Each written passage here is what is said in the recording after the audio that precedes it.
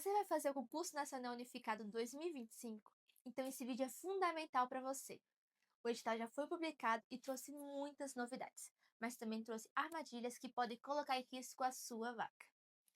Hoje, vamos analisar ponto a ponto o edital do CNU, estrutura das vagas, regras de inscrição, provas objetivas, discursiva e de título, sistema de cotas, heteroidentificação, avaliação biopsicossocial e o que fazer se a banca errar com você. Tudo de forma acessível, estratégica e com orientação jurídica segura.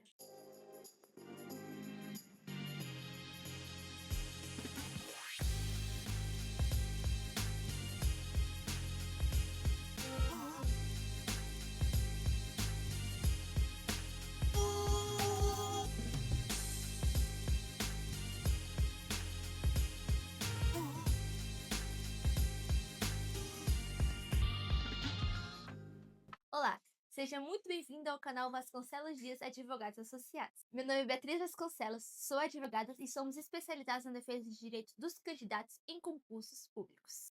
Em 2025, o CNU oferece 3.665 vagas distribuídas entre diversos órgãos públicos federais.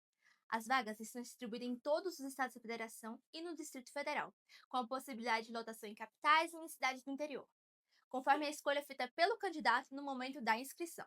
A divisão das vagas também considera a regionalização em determinados órgãos, como, por exemplo, o Ministério do Desenvolvimento Agrário, que busca reforçar a situação nas áreas rurais. Além disso, tem um mapa que busca uma atuação em amplas áreas agrícolas e fronteiriças, divididas entre nível superior, médio ou técnico. Essas vagas são distribuídas em 9 blocos temáticos, que agrupam órgãos conforme as suas regiões de atuação. Por exemplo, saúde, educação, justiça, engenharias, administração, desenvolvimento econômico, ciência e tecnologia. E dois blocos são específicos de nível médio, um para a área de regulação e outro para a área de saúde. No momento da inscrição, o candidato precisa escolher um bloco temático, uma especialidade, e ordenar sua preferência entre os órgãos e cidades onde deseja. Essa ordem de preferência será respeitada no momento da nomeação, desde que o candidato tenha pontuação suficiente para ocupar a vaga naquele órgão. Por isso, a escolha estratégica do bloco e da especialidade é fundamental. As inscrições vão de 2 a 20 de julho de 2025, exclusivamente no site da FGV. A taxa de inscrição é de R$ 70 para nível superior e médio. O pagamento pode ser feito por boleto, Pix, cartão, via PagTesouro. Atenção! Inscrições com pagamento fora do prazo serão canceladas sem possibilidade de recurso. As provas do Concurso Nacional Unificado 2025 serão realizadas em duas etapas distintas. A primeira é a prova objetiva, prevista para o dia 5 de outubro de 2025. Essa etapa terá 90 questões para cargos de nível superior e 68 questões para cargos de nível médio, todas de múltiplas escolhas, com 5 alternativas e apenas uma correta. As disciplinas cobradas variam conforme o bloco temático, mas de forma geral incluem língua portuguesa, raciocínio lógico e matemático, ética na administração pública, realidade brasileira e conhecimentos específicos relacionados ao cargo escolhido. A segunda etapa será a prova discursiva, prevista para o dia 7 de dezembro de 2025. Para cargos de nível superior, a prova discursiva será composta por duas questões dissertativas, valendo 22,5 pontos cada, com temas ligados ao bloco temático escolhido pelo candidato. Já para cargos de nível médio, a prova será uma redação dissertativa argumentativa, com valor de 30 pontos baseadas em temas da atualidade ou ligados à realidade brasileira, com base nos textos motivadores. A estrutura discursiva tem como objetivo avaliar a capacidade dos candidatos de interpretar informações, construir argumentos com clareza e aplicar o conteúdo do contexto do serviço público. Sobre os critérios de eliminação, o candidato será eliminado se não atingir o número mínimo de acertos exigidos, zerar a prova discursiva, faltar qualquer etapa obrigatória ou apresentar documentos fora do padrão exigido. É essencial ficar atento aos critérios do edital para evitar eliminações automáticas.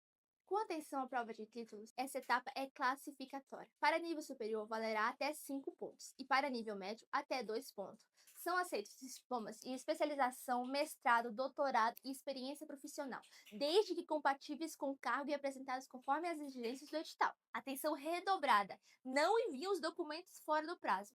Eles não serão considerados em nenhuma hipótese. Com relação ao sistema de cotas, o CNU reserva vagas para os seguintes grupos: 25% para pessoas negras, 5% para pessoas com deficiência, 3% para indígena e 2% para quilombolas. Mas há um detalhe importantíssimo. Para negros, indígenas e quilombolas, só haverá reserva se o cargo tiver 2 ou mais vagas. Para pessoas com deficiência, só se houver 5 ou mais vagas. No caso em que o número de vagas for menor que o mínimo, a aplicação das cotas dependerá de um sorteio público, conforme o edital. Esse sorteio é conduzido de forma pública, com transmissão por vídeo, e tem como objetivo de garantir a isonomia na seleção. Ele define de maneira aleatória em quais cargos com número insuficiente de vagas será aplicada a reserva. Ou seja, nem todo cargo com apenas uma vaga necessariamente terá uma reserva para cotistas. Esse mecanismo busca respeitar a proporcionalidade legal, mas exige uma atenção por parte do candidato, especialmente na hora de escolher o cargo e o bloco temático.